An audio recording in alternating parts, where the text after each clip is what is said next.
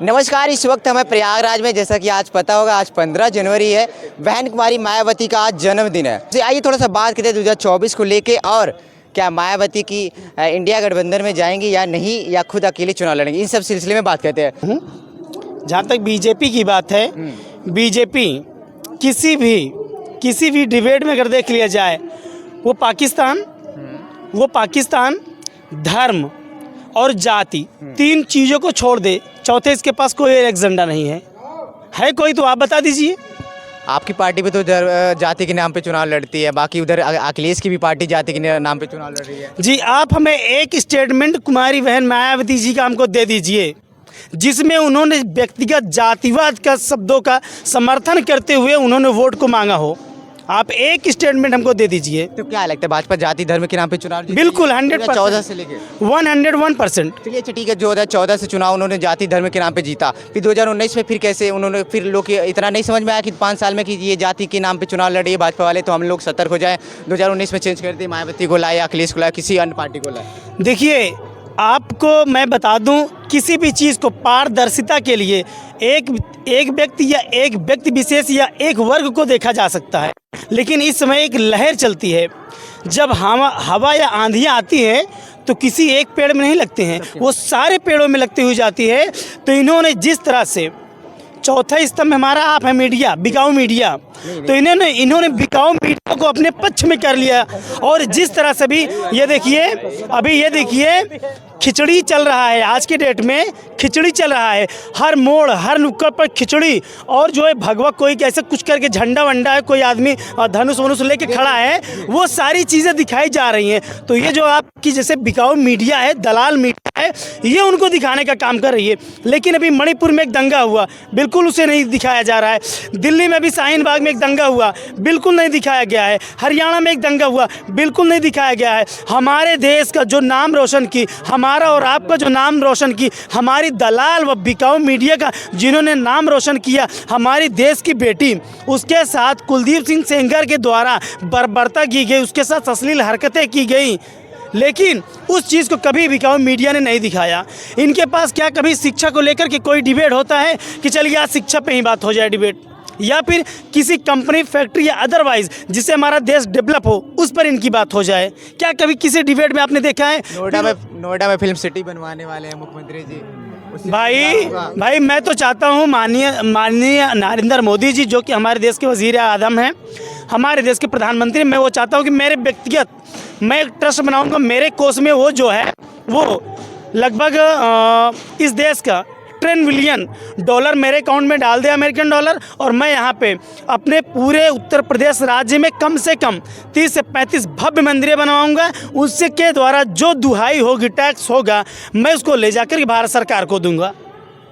अगर राम मंदिर बनने से या मंदिर बनने से लोगों का विकास हो सकता है तो भाई मंदिर बनवा दिया जाए, बंद करा दिया जाए, विद्यालयों को बंद करवा दिया जाए, कंपनियों को बंद करवा दिया जाए। भाई इससे अच्छा व्यापार क्या हो सकता है? माननीय सुधांशु जी अभी एक भाषण दिए थे, उनके भाषण में उनके एक डिबेट में था कि यदि मंदिर बनने से अगर देश का विकास होता है तो आपको क्या दिक्कत है? तो भाई हम कहते हैं कॉलेज को बंद करा दिया जाए, कंपनी को बंद करवा दिया, मंदिर बनवा दिया जाए, देश का विकास होता रहे। मंदिर बनने से खुश नहीं है क्या आप? नहीं, मैं किसी एक जाति, एक वर्ग, एक धर्म, एक व्यक्ति विशेष के समर्थन में नहीं हूँ। क्या लगता है, मंदिर के बजाय मेडिकल कॉलेज, डिग्री कॉलेज और तमाम प्रकार की यूनिवर्सिटी बनाने देनी चाहिए? चलिए, आपने यूनिवर्सिटी की बात की, बहुत बहुत धन्यवाद देता हूँ मैं आपको पत्रकार महोदय। हमें लगता है कि शायद आप उन पत्रकारों में नहीं जो दलाल व बिकाऊ मीडिया है। मैं धन्यवाद देता हूँ आपको। आपने एक बात कहा कॉलेज, आप हमको एक एम्स का नाम बताइए, एक बड़े मेडिकल कॉलेज का नाम बताइए, एक बड़े यूनिवर्सिटी का नाम बताइए। 2014 से लेकर के 2023 में अगर इन्होंने किसी एक यूनिवर्सिटी को, किसी एक कॉलेज को खुलवाया हो, मैं आपसे जानना चाहता हूँ। तो क्या लगता है कि पूरा इस समय मंदिर ही मंदिर, राम राज चल रहा है क्या?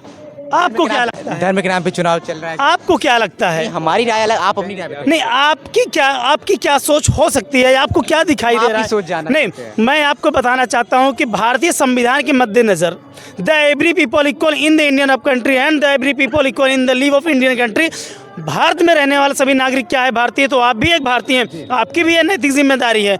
आपको क्या लगता है माननीय महोदय जी, क्या आप भी उस दिन दलाल मीडियाओं में से हैं? नहीं, मैं आपसे जानना चाहता हूँ। आप बताइए क्या धर्म के नाम पे 2024 में मुझे चुनाव? जो कहना था मैंने वो साफ साफ शब्दों में कह दिया।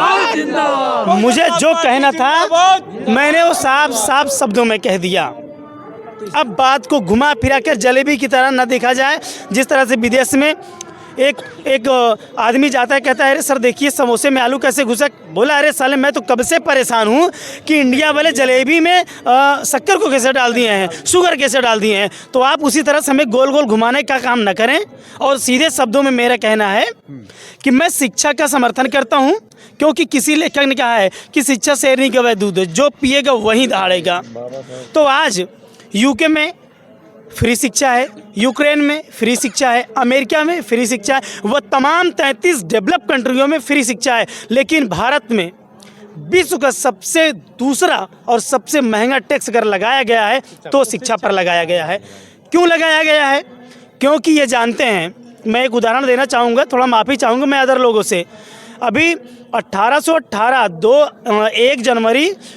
जनवरी 1818 में एक युद्ध हुआ था जिसको भीमा कोरेगांव के नाम से जाना जाता है, जो कोरेगांव नदी के तट पर लड़ा गया था। उसमें 500 दलित यानी महार जातियों से थे। अंग्रेजी सरकार के द्वारा पेशवाओं से युद्ध हुआ था। 500 महार जातियों ने धराशायी कर दिया था। तो ये जो तानाशाही सरकार ये जानती है कि अगर SC ST माइनॉरिटी के लोग पढ़ गए तो हमारा एक दिन में तख्ता पलट कर देंगे, इसलिए इन्हें शिक्षा से दूर करो। और हमें शिक्षा से दूर किया जा रहा है और पूरा प्रयास किया जा रहा है, जिसमें पूरी भूमिका दलाल मीडिया की है। चलिए ठीक है, जाते जाते एक सवाल आपसे लास्ट में है। जी कुछ आप सभी भाइयों से है जी 2024 में लेके क्या मुद्दे होंगे? अगर आप लोग मायावती बहन जी लाएंगे तो क्या मुद्दा होगा? देखिए, आप इतिहास उठा करके देख लीजिए, कि बहन जी ने किया क्या क्या है। बतौर मुख्यमंत्री वो 4 साल रही है। 4 साल के कार्यकाल में मात्र उनका जो अगर साल में अगर उसको डिवाइड किया जाए तो 7 साल ही रही हैं। 7 साल में उन्होंने मेडिकल कॉलेज और बहुत सारी वैकेंसीज, नवयुवक के लिए रोज़गार, उन्होंने बहुत सारी फैकल्टीज दी। मैं आपसे जानना चाहता हूं कि 2014 के बाद ये जो तानाशाही की सरकार आई ये क्या दी है?